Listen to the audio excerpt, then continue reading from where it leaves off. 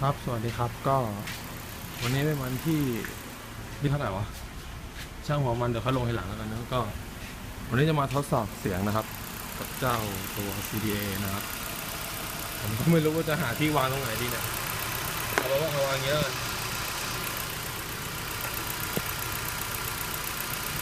ผมว่าล่วงแน่เลยไม่มีที่วางนะครับตอนนี้ก็จะเทสซาวด์แบบ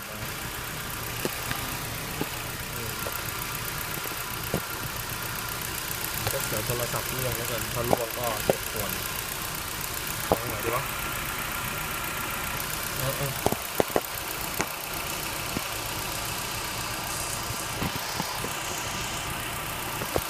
ลืมบอกนะครับว่าตอนนี้ผมยังใส่ท่อเดิมอยู่นะเพราะว่าเมื่อกี้มือเปื้อนหมดแล้วลองใส่ท่อเดิมดูก่อนนะครับจะให้ฟังเสียงว่าเพียวๆมันเป็นยังไงเฮ้ยได้แล้วนี่แหละมองนะลองฟังดูครับ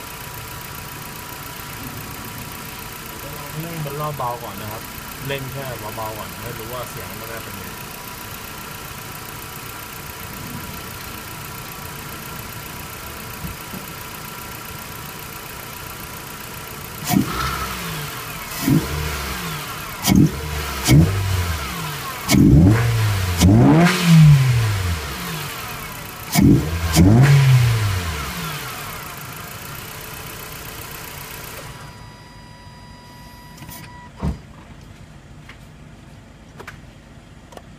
ขออนุญาตลงคลิปแค่นี้นะครับเดี๋ยวข้างบ้านด่ามันเบิ้ลแรงมากไม่ได้อันนี้แค่ท่อเดิมนะแค่ท่อเดิมก็น่าจะดีขึ้น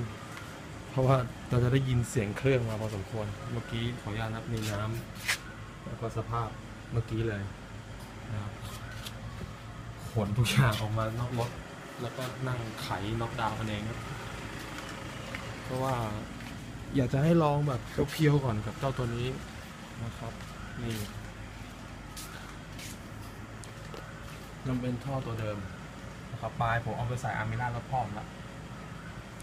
พอพ่อบอกว่า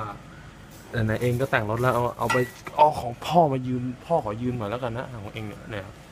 ตัวนี้ปลายเวิร์กนะครับท่อไซส์ตรงความลุงยังสวยอยู่เลยสภาพดีมากครับนี่พอที่ผมต่อหน้าแปลนไม่เรียบร้อยละก็คือคิดว่าต้องทำระบบมันอีกเยอะครับลองดูดีว่ามันจะเป็นยังไงเพราะว่าถ้าไปเชื่อมติดปิดตายเนี่ยมันอาจจะยุ่งยากครับถ้าจะเปลี่ยนกลับเปลี่ยนมาก็เลยยอมเสียตังค์นะครับเพิ่มอีก 1,000 บาทจาก500เป็น1,500ครับเพื่อจะทำหน้าแปลนโอ้โหน้ำเจอนะเพราะว่าผมเอาเผลอสนุกครับนึกสนุกเอาน้ำไปฉีดล้างครับล้างตัวท่อไอเสียตัวเดิมโอเคครับขอบคุณมากครับผมเดี๋ยวยังไงจะมาทดสอบอัตราเร่งกันแล้วกันวันนี้เอาแค่เสียงก่อนนะครับขอบคุณมากครับ